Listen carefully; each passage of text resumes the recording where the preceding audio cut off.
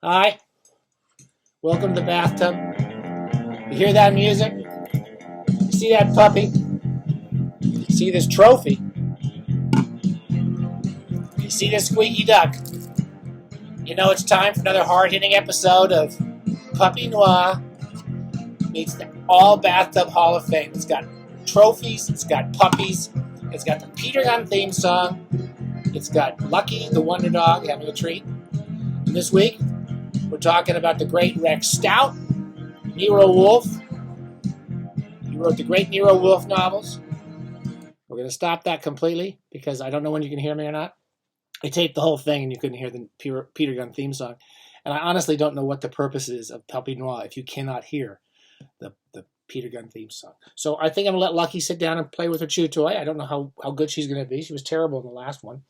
And maybe I'll give her a few treats. We've got our wine as well. So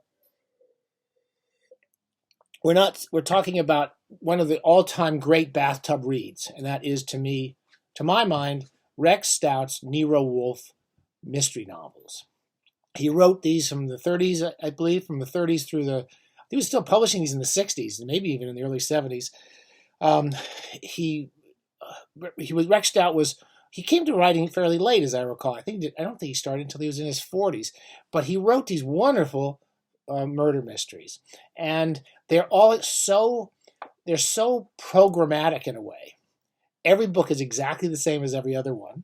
Every story is almost exactly the same, and they're all incredibly fun. There's not a single boring one in the whole bunch. So basically, the program of every episode, there's two types of books. One's the novels, so he will publish a lot of novels, and I don't know the numbers, I didn't look it up, and then a lot of novellas. So, for example, Curtains for Three. Here's one: Three Doors to Death.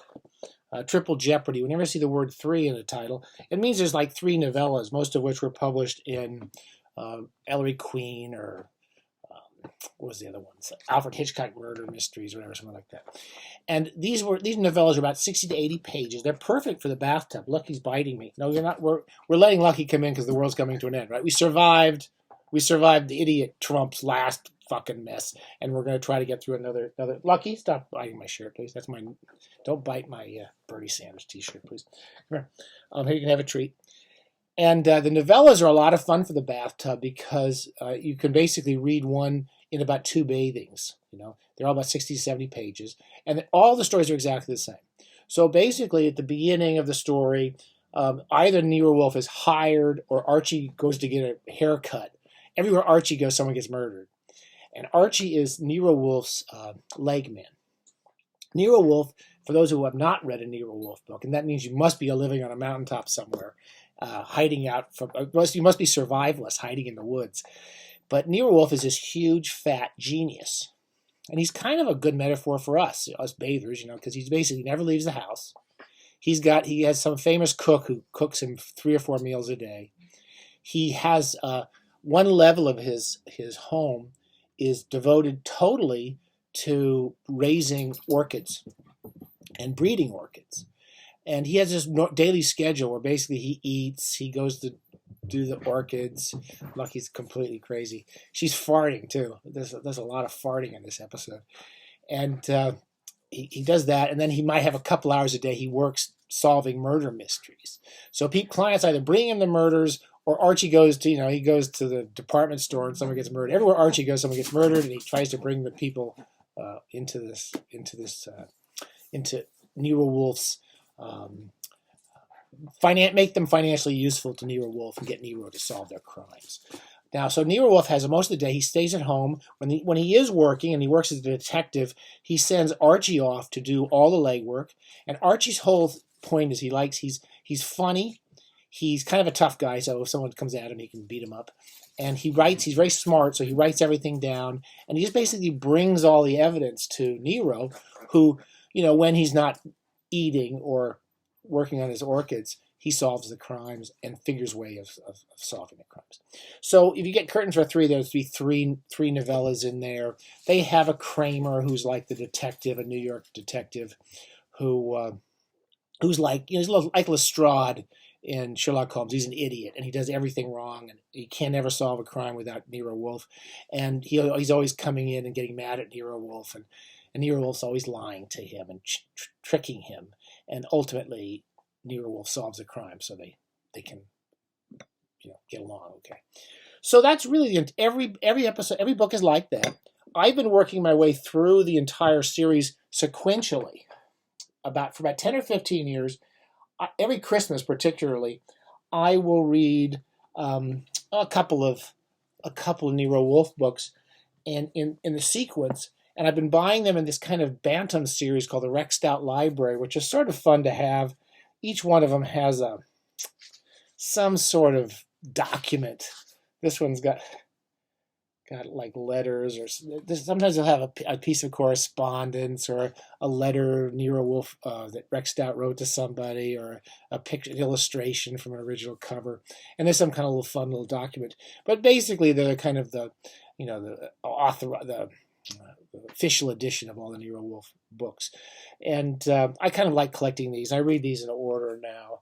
And the reason I read them in order is because I've been reading them off and on since I was 14. I can't think of any writer I've read longer than Nero Wolfe, or who's given me pleasure more regularly than Nero Wolfe. They're completely without redeeming social interest. So they mean nothing. They're completely silly and fun entertainments written by a really good writer. That's all they really are.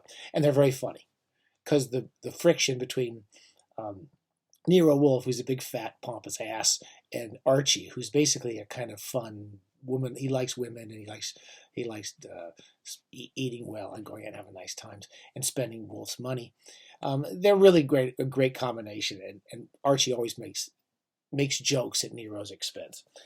Okay, so that's basically the entirety of what I have to say about him, except I would recommend, I just read this one, The Black Mountain, which is one of the few I didn't like. It was more of an adventure. It was Nero Wolfe is, I think, Montenegrin. He's from Yugoslavian areas, and I think he's Montenegro, and he came over during the war or something, and I forget his history. But he goes back to Serbia in this one. It's more of an adventure novel. It's a real peculiar one. I also read Three Men Out, which is the typical 3 novellas, just perfectly written and totally ridiculous and really, really entertaining. Whodunit. They're all pure whodunits. The only exception, most of the books, they don't need to be read in any sort of order, but there was a batch of them, and I just went through it. And I think these are 2 of them. There's 3 that are known as the Zek trilogy. Zek, I believe this is In the Best Families is one of them, and Be a Villain is one of them, and there's a 3rd. And I want to say The Second Confession. Zek is a sort of super villain. He's kind of the Moriarty to Nero Wolfe. And he's a super villain who Nero Wolfe has to outsmart 2 or 3 volumes and 2 or 3 novels. And one of the books, I think it's In the Best Families, Zek tries to kill Nero Wolfe. And Nero Wolfe, who's a total coward, he never leaves the house unless he has to. He never leaves the house. When he does, he's terrified. He's huge and fat and unwieldy. And he actually disappears and hides out so that this guy can't come kill him. And leaves Archie through the whole book trying to figure things out. That's a nice trilogy to be read in order. So you might check out the Zek books. Otherwise, just read anything. I like Prisoner's Vase is one of my favorites. That's one where Archie is accused of murder and he hires Nero Wolfe. But I would really strongly recommend just go for these. This is one of them.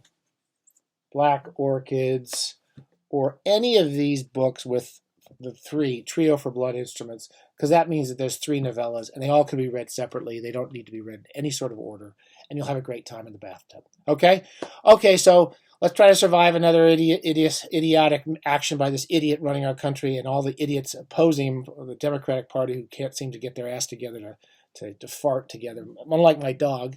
And we'll try to survive. And it just basically, I'm ordering everyone into the bathtub for the duration. Don't come out.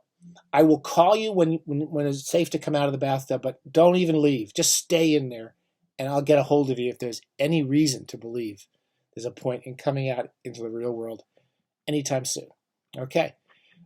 Happy New Year still. And Lucky says Happy New Year as well. And I'm going to try to do this again.